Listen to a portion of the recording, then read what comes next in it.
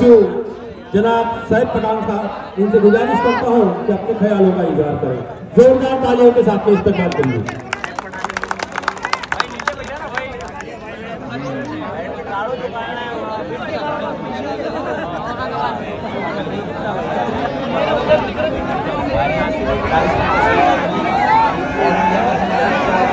आवाज नहीं आ रही। Ex MLA ex MP India Jaleel साहब, हमारे दारुल सलाम आप लोगों को बीच में पसंद करने वाले हमारे महाराष्ट्र वाइस प्रेसिडेंट विजय पंजानी साहब, हमारे कार्यकारी अध्यक्ष आदिल साहब साहब, हमारे general secretary Sameer Sajid builder साहब, आतिक अहमद साहब, हमारे जॉइंट सेक्रेटरी शफीउल्लाह साहब और तमाम महाराष्ट्र से अलग अलग हल्कों से आए हुए हमारे जिम्मेदार तमाम जो यहाँ मौजूद हैं, तमाम मेरे सामने जमा हुए जियाले जो सामने खड़े हुए जो प्रधानमंत्री निगम में जहाँ तक मेरी आवाज़ जा रही है। बच्चा गया आज बच्चा बढ़िया चला जा। आज यहाँ पर आपके करंजा में महाराष्ट्र की कमेटी को बुलाया गया। मैं कई दिन से हमारे विजय पंजानी साहब का शुक्रिया अदा करता हूँ कि उन्होंने हमें मौका दिया हमारी बात रखने का। पहले तो मैं आप लोगों से माजरत चाहता हूँ कि महाराष्ट्र की कमेटी को बने हुए वक्त पर आज हम लोग आपके दरमियान मैं इतना लेट आया हूँ, उसके लिए मैं आपसे माजरत चाहता हूँ। और ये जलसा, ये आवाम देख करके मुझे यकीन हो गया कि इंशाअल्लाह ताला आने वाले जो कॉर्पोरेशन इलेक्शन है यहाँ पर मजलिस इंशाअल्लाह ताला इस बार यहाँ पर कॉर्पोरेशन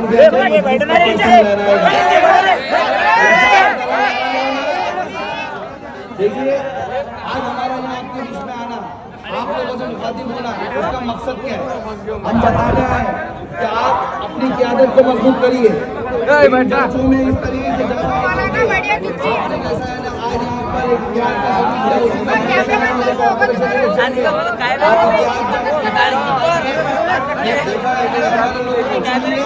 अपनी क़यादत को मजबूत करिए, क्योंकि अपनी क़यादत के बिना इस देश में कुछ नहीं हो सकता। और याद रखिए, वो कौम जिसकी सियासी क़यादत ना हो, नस्लों को, आने वाली नस्लों को तकलीफ उठानी पड़ती है। और आज हिंदुस्तान में हमारे लोग तकलीफ उठा रहे हैं। क्या हमारे लोग तकलीफ उठा रहे हैं कि नहीं उठा रहे?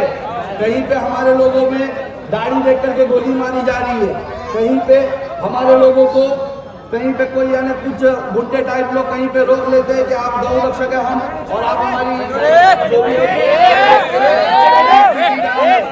कब तक बर्दाश्त करेंगे? और ये क्यों बर्दाश्त किया जाए आपको पता है? क्योंकि आपकी सियासत की आदत नहीं है।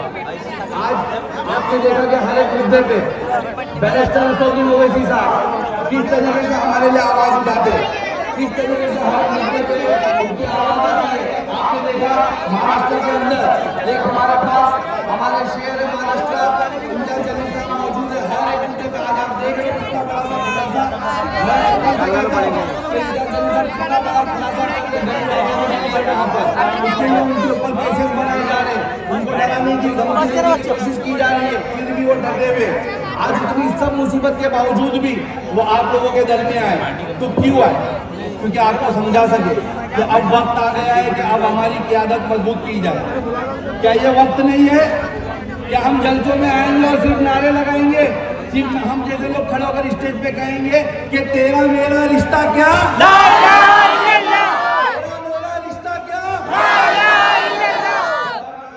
चले जाओगे।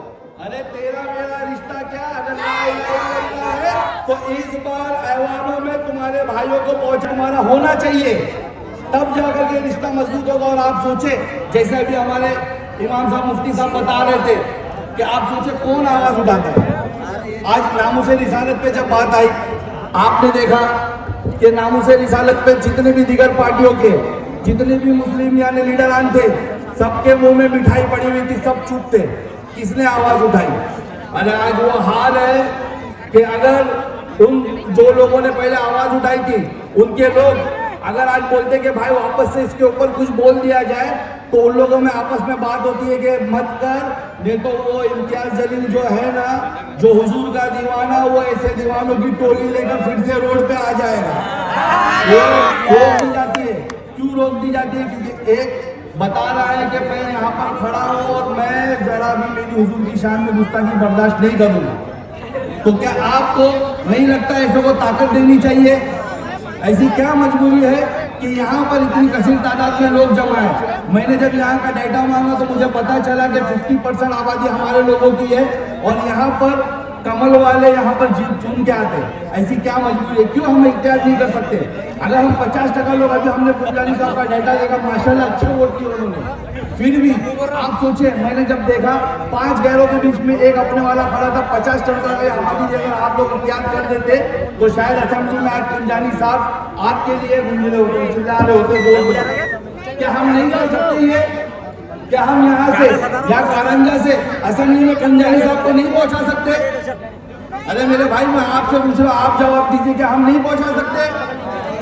तो क्यों नहीं पहुँचाया जा रहा है? सोचिए, कौन लोग हैं जो हमारे बीच में आते हैं साइकिल में का चोला ओढ़ करके और हमको बहकाते हैं, जो आप लोगों के बीच में आके कहते कि नहीं बैरिस्टर ओवैसी साहब के साथ मत जाइएगा, हम पे फला इल्जाम लगाया जाता है कि हम ये टीम है, हम वो टीम है। लेकिन जब बात देश के ऊपर है, जब बात हमारी जाने शान के ऊपर है, तो यही पार्टी और यही जो लोग इल्जाम लगाते हैं, ये लोग कहाँ चले जाते हैं?